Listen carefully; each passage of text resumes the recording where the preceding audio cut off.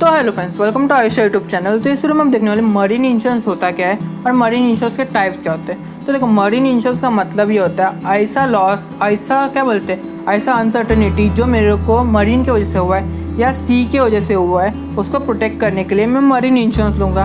Marine का मतलब ये होता है कि सी के बीच में मेरे को जो लॉस होता है, मरीन इंश्योरेंस का मतलब सी के बीच में जो लॉस होता है उसको प्रोटेक्ट करने के लिए मैं मरीन इंश्योरेंस लूँगा। फॉर एग्जाम्पल, मेरा एक इम्पोर्ट एक्सपोर्ट का बिजनेस है, उसको मेरे को है ना प्रोटेक्ट करना है। मेरा जो इम्पोर्ट एक्सपोर्ट का बिजनेस है उसके अंदर बार बार ऐसा होता है कि मेरा जो शिप है वो डूब जाती है, कुछ ना कुछ हो जाता है, तो मेरे को उसको प्रोटेक्ट करना है। तो मैं है ना इंश्योरेंस कंपनी को प्रीमियम दूंगा कि मेरे को मरीन इंश्योरेंस दे दो। तो क्या अगर मेरे को जो शिप का है वो लॉस होता है या शिप के अंदर का जो सामान है उसका लॉस होता है तो मेरे को इंश्योरेंस के पैसे मिले। तो यही होता है मरीन इंश्योरेंस, मतलब कि मरीन की वजह से जो लॉस हुआ है उसको प्रोटेक्ट करने के लिए मैं लूँगा मरीन इंश्योरेंस। तो आया अब इतना क्लियर हो करेगा। नहीं हुआ तो एक बार रिवाइंड करके देखो, फिर भी नहीं हुआ तो प्लीज़ कमेंट करो मुझे। तो देखो, यहाँ पे है ना हमारे पास कुछ टाइप्स आते हैं मरीन इंश्योरेंस के। तो इसमें सबसे पहले वाला आता है वो है वोयाज पॉलिसी। वोयाज पॉलिसी मतलब होता है कि मेरे को एक पर्टिकुलर ट्रिप के लिए इंश्योरेंस करना है। फॉर एग्जांपल, मेरे को इंडिया से एक्सपोर्ट करना है यूके के लिए, तो ये जो इंडिया टू यूके की जो ट्रिप रहेगी, एक ही ट्रिप है बराबर, मेरे को बार बार एक्सपोर्ट इम्पोर्ट करना नहीं है, तो मेरे को ये एक ट्रिप के लिए इंश्योरेंस लेना है, तो मैं उसके लिए वोयाज पॉलिसी ले लूँगा। तो क्या ये जो ट्रिप है इंडिया टू यूके की, उसके बीच में शिप को कुछ भी हो जाता है या शिप के अंदर का जो सामान को कुछ हो जाता है, तो उसके तहत मेरे को इंश्योरेंस का क्लेम मिल जाएगा, मतलब इंश्योरेंस के जो पैसे हैं वो मिल जाएंगे। तो अभी इतना क्लियर हो करेंगे। मैं आपको सबको बता दूँ, वोयाज पॉलिसी मतलब कि मेरे को एक ट्रिप के लिए इंश्योरेंस करना है, तो उसके लिए वोयाज पॉलिसी यूज़ होती है। तो ये जो पॉलिसी वो स्टार्ट कभी होती है इंडिया टू यूके की। फॉर एग्जांपल मैं बता रहा हूँ, इंडिया टू यूके की, तो इंडिया से जब भी वो निकलेगी शिप तभी वो स्टार्ट होगी, और जब भी यूके में पहुँच जाएंगी तभी वो ख़त्म होगी। मतलब कि जर्नी के बीच में कहीं पे भी कुछ डैमेज होता है प्रोडक्ट को या शिप को, तो उसके जो इंश्योरेंस के पैसे वो मेरे को मिल जाएंगे। तो अभी इतना क्लियर हो करेगा। फिर इसके बाद आता है टाइम पॉलिसी। टाइम पॉलिसी मतलब कि मेरे को इंडिया से बार बार एक्सपोर्ट इंपोर्ट करना है, बार बार। फॉर एग्जांपल, यूके के लिए कभी करना है, कभी जापान के लिए करना है, कभी यूएसए के लिए करना है, तो उसके लिए मैं टाइम पॉलिसी ले लूँगा। मतलब कि मैं एक साल की टाइम पॉलिसी ले लूँगा। एक साल ही रहते हैं नॉर्मली, एक साल से ज़्यादा नहीं हो सकता। यहाँ पे लिखा हुआ है, देखो आप देख सकते हो कि मेरे को नया 1 ईयर से ज़्यादा के मैं ले नहीं सकता। मतलब कि मेरे को एक साल के लिए सपोज़ मेरे को इम्पोर्ट एक्सपोर्ट बार बार करना है, तो मैं टाइम पॉलिसी ले लूँगा। तो ये जो एक साल के बीच में कभी मेरे शिप को डैमेज होता है या शिप के अंदर के प्रोडक्ट को डैमेज होता है, तो मेरे को ना इंश्योरेंस के पैसे मिल जाएंगे। मतलब कि फॉर एग्जांपल, जैसा कि मैंने बताया India to UK, India to US, मैं बार बार इंपोर्ट एक्सपोर्ट कर रहा हूँ, तो मैं टाइम पॉलिसी ले लूँगा। तो यहाँ पे एक साल के दौरान कभी भी शिप को कुछ डैमेज होता है या उसके अंदर का जो कार्गो है उसको कुछ डैमेज होता है, तो मेरे को क्या बोलते हैं, इंश्योरेंस के पैसे मिल जाएंगे।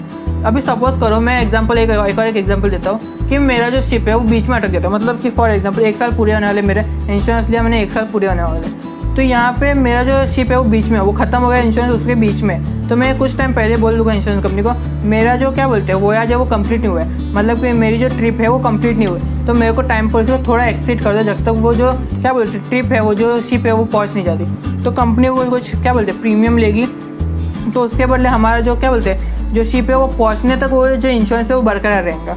मतलब कि टाइम पॉलिसी को मैं थोड़ा सा एक्सीड कर सकता हूँ। अगर जो मेरी शिप है वो बीच में कहीं अटक गई है, तो उसके लिए मैं टाइम पॉलिसी को एक्सीड कर सकता हूँ। लेकिन नॉर्मली हम लोग नहीं करते, क्यों करके हम लोग देख के रखते हैं कि 1 साल का, हाँ ठीक है इस टाइम पे निकलेगा, इस टाइम तक पहुँच जाएगा। लेकिन अभी कभी कभी ऐसा हो जाता है कि जो शिप है वो बीच में अटक जाती है और इंश्योरेंस अगर ख़त्म होने वाला रहता है, तो मैं इंश्योरेंस कंपनी को बोल दूँगा कि मेरा इंश्योरेंस ख़त्म होने वाला है, मेरे को थोड़ा सा एक्सीड कर दे, क्योंकि मेरा जो शिप है वो पहुँचा नहीं इसके लिए, तो थोड़ा सा प्रीमियम लेगी इंश्योरेंस कंपनी, और फिर मेरा जो क्या बोलते हैं जर्नी है उसको थोड़ा, मतलब जो टाइम है उसको थोड़ा एक्सीड कर देगी। तो अब इतना क्लियर हो गया रहेगा।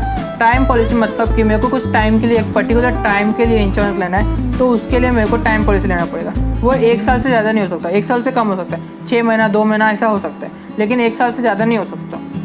फिर आता है मिक्स पॉलिसी। मिक्स पॉलिसी मतलब कि वोयाज पॉलिसी और टाइम पॉलिसी दोनों को कंबाइन करना, मतलब कि दोनों के बेनिफिट मेरे को एक साथ मिल जाएंगे।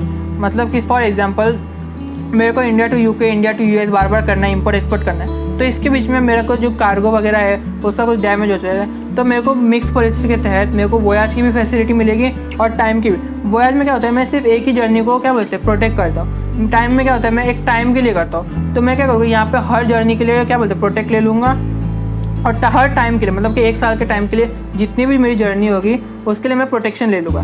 तो क्या 1 साल के अंदर मैंने वोयाज ले लिया, मतलब कि 1 साल के अंदर सपोज मेरे 50 भी इंपोर्ट एक्सपोर्ट होते हैं, तो उसके जो भी क्या बोलते हैं इंश्योरेंस के कुछ भी होता है, मतलब फॉर एग्जांपल शिप डूब जाती है, उसके बीच में 1 साल के बीच में जितने भी ट्रिप होते हैं उसके बीच में मेरी शिप डूब जाती है, कुछ भी हो जाता है, तो इंश्योरेंस के पैसे मेरे को मिल जाएंगे। मिक्स पॉलिसी का मतलब यही होता है कि मेरे को वोयाज और टाइम पॉलिसी के दोनों के बेनिफिट एक साथ मिल जाएगा। फिर आता है वैल्यूड पॉलिसी।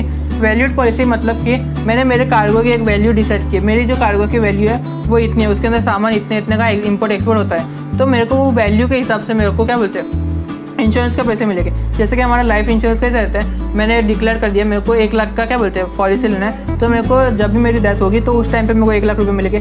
तो वैसे मैं वैल्यू डिसाइड कर देता हूँ कि मेरी जो क्या बोलते हैं मेरी जो कार्गो शिप की वैल्यू है ये इतनी है, फिर भले 1 साल बाद कम हो जाए या बढ़ जाए, तो मेरे को कभी भी 1 साल के बाद या 2 साल के बाद वो डैमेज होता है वो चीज़ का, तो मेरे को इंश्योरेंस के पैसे मिल जाएंगे, क्योंकि अगर मैंने वैल्यू डिसाइड किया। फॉर एग्जाम्पल मैं एक एग्जाम्पल देता हूँ, मेरा जो कार्गो है उसका सपोज 1 लाख का मैंने इंश्योरेंस है, मैंने उनको बता दिया मेरे जो कार्गो की वैल्यू है वो 1 लाख रुपये, एग्जाम्पल के मैं बता रहा हूँ 1 लाख रुपये।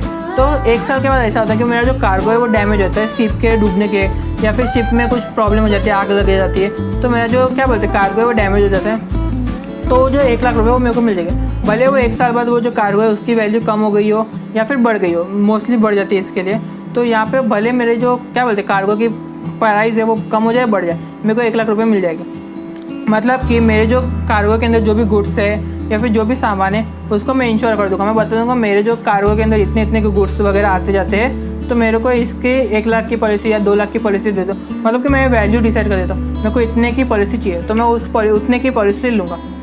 तो अब इतना क्लियर हो करेगा वैल्यूड पॉलिसी मतलब कि मैं एक एग्री करूँगा एक वैल्यू इंश्योरर को, मतलब जो कंपनी है इंश्योरेंस की उसके तो एग्री कर दूँगा, मेरी एक वैल्यू ले लूँगा। फॉर एग्जांपल मैंने 1 लाख रुपये लिए, तो ऐसा एक वैल्यू डिसाइड कर दूँगा, तो उसके बीच में अगर मेरा कोई डैमेज होता है तो मेरे को 1 लाख रुपये का इंश्योरेंस मिल जाएगा। वो देखिए कि इंश्योरेंस कंपनी के 1 लाख रुपये का हुआ है नहीं हुआ है, वो सब चेक कर लेंगे, उसके बाद मेरे को इंश्योरेंस के पैसे मिलेंगे। फिर आता है ब्लैंकेट पॉलिसी। तो ब्लैंकेट पॉलिसी के अंदर है ना, मैं सारे के सारे फॉर एग्जांपल उसके अंदर जो गुड्स है उसको भी, शिप को, सब चीज़ को, जितने भी चीज़ आती है शिप के अंदर, जैसे कि उसके अंदर फर्नीचर वगैरह आता है, वो सब चीज़ को मैं एक ही पॉलिसी के अंदर कवर कर सकता हूँ। जैसे कि वोयाज में क्या होता है एक शिप को खाली कवर करते हैं, और टाइम के लिए क्या मैं एक टाइम के लिए उसको कवर करता हूँ, और उसके पहले वाला था उसके लिए मैं गुड्स को क्या बोलते हैं कार्गो को इंश्योर करता हूँ। तो मेरे को सबको अलग अलग करने की ज़रूरत नहीं है इंश्योरेंस, तो मैं इसके लिए ब्लैंकेट पॉलिसी ले लूँगा। तो क्या अगर शिप डूबते तो शिप का पॉलिसी मेरे को नहीं लेना पड़ेगा, मेरे को शिप डूबते तो भी मेरे को ब्लैंकेट पॉलिसी के अंदर पैसे मिल जाएंगे।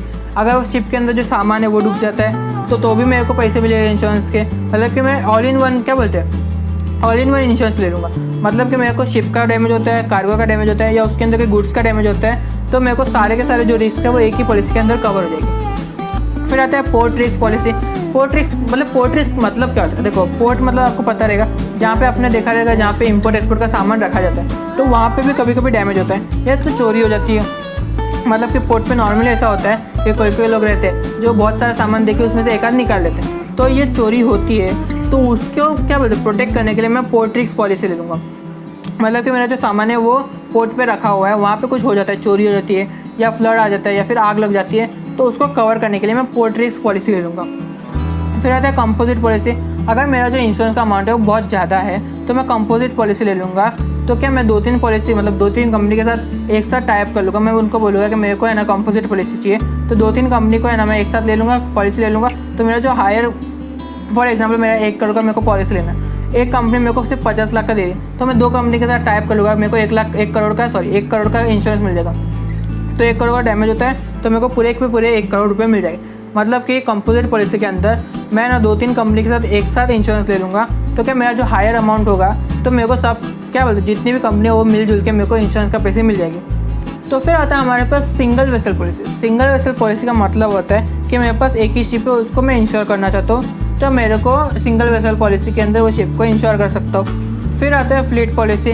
फ्लीट पॉलिसी का मतलब होता है कि मेरे पास बहुत सारी शिप है, उसको मैं एक ही पॉलिसी के अंदर इंश्योर कर सकता हूँ। फिर आता है ब्लॉक पॉलिसी। ब्लॉक पॉलिसी के अंदर मेरा जो कार्गो है उसको मेरे को इंश्योर करना है, चाहे वो कार्गो कहीं पे भी हो, चाहे वो रेलवे में यूज़ होता हो या फिर रोडवे में यूज़ होता हो या कहीं पे भी यूज़ होता हो, तो मेरे को ब्लॉक को मतलब कि मेरा जो कार्गो है उसको इंश्योर करने के लिए मैं ब्लॉक पॉलिसी ले लूँगा। वो और कहीं पे भी डैमेज हुआ मेरे को ब्लॉक पॉलिसी के तहत इंश्योरेंस मिल जाएगा। तो आई होप इतना क्लियर हो करेगा। कोई सवाल है तो प्लीज़ कमेंट कीजिए, मुझे इंस्टाग्राम वगैरह पे भी फॉलो कर लेना।